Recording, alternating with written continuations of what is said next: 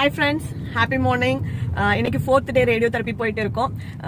Actually நேற்று ஒரு ரொம்ப எக்ஸைட்டான விஷயம் நடந்தது. அதை இன்னைக்கு உங்கள்கிட்ட ஷேர் பண்ணணும். 2 days முன்னாடி நானும் என் ஃப்ரெண்டும் பேசிட்டு இருந்தோம்.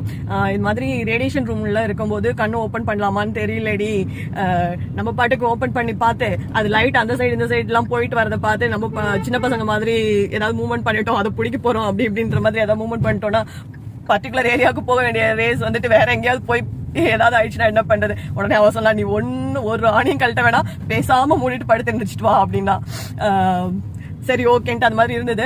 நேற்றுக்கு நான் என்ன பண்ணேன், கேட்டேன், அந்த டெக்னீஷியன்ட்ட கேட்டேன், இது மாதிரி நம்ம ப்ராசஸிங்ல ரேடியேஷன் போயிட்டு இருக்கும் போது ஐ ஓப்பன் பண்ணி பார்க்கலாமா அப்படின்னு சொல்லி கேட்டேன். அதெல்லாம் ஒன்றும் ப்ராப்ளம் இல்லை மேம், நீங்க பார்க்கலாம் அப்படின்னு சொல்லி சொன்னாங்க.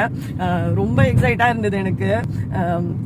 ஜெயிண்ட் வீல்ல சென்டர் பொசிஷன்ல நம்ம இருந்துட்டு, ஆக்சுவலி அந்த ரேடியோ தெரப்பி அந்த மிஷின், ரேடியேஷன் மிஷின் வந்து நேற்று நான் பிக்ல ஷேர் பண்ணிருப்பேன். நீங்களும் கூகுள்ல சர்ச் பண்ணீங்கன்னா வரும். சர்க்கிள் போர்ஷன்ல அதை ஆக்சுவலி நம்ம சென்டர்ல படுத்துட்டு இருக்க மாதிரி 360 டிகிரில அது நம்மள இப்படி இந்த சைடு சுத்தி வருது அழகா. அதான் ஜெயிண்ட் வீல்ல நம்ம சென்டர் பொசிஷன்ல இருந்துட்டு அந்த சின்ன சின்ன பாக்ஸ் நம்மள சுத்தி வந்தா எப்படி இருக்கும் அந்த மாதிரி தான் இருந்தது ஃபர்ஸ்ட். அதுக்கப்புறம் பாத்தீங்கன்னாக்க நம்ம இந்த இங்கிலீஷ் மூவில எல்லாம் பார்ப்போம் இல்லையா, ஏலியன் வெர்சஸ் பிரிடேட்டர், அதெல்லாம் பயங்கரமா ஒரு ஏலியன் எல்லாம் வந்து இவ்வளவு பெரிய பல்லெல்லாம் வச்சுட்டு கிட்டக்க வந்து க்ளோஸ் அப்ல பாக்கும் இல்லையா ஹீரோயின் எல்லாம். சோ அந்த மாதிரி இருந்தது எனக்கு.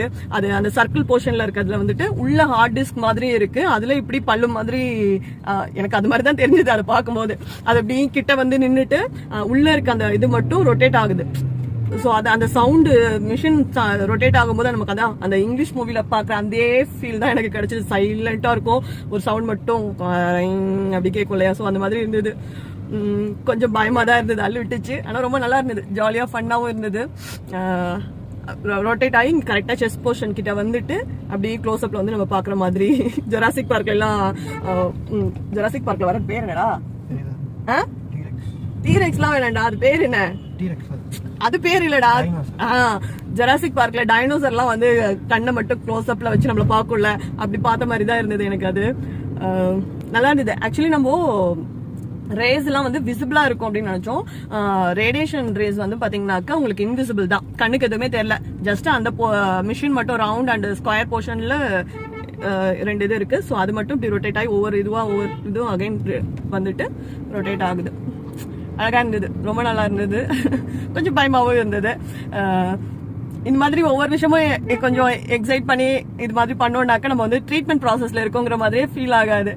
எந்த ஒரு விஷயம் கிடைச்சாலும் அதை வந்து நம்ம ஹாப்பியான ஆங்கிள் எப்படி என்ஜாய் பண்ணலாம் அந்த மாதிரி யோசிங்க. ஓகேவா? லைஃப் ரொம்ப ஹாப்பியா போகும். அவ்வளவுதான். வெற்றிவேல் முருகனுக்கு அரோகரா. நன்றி.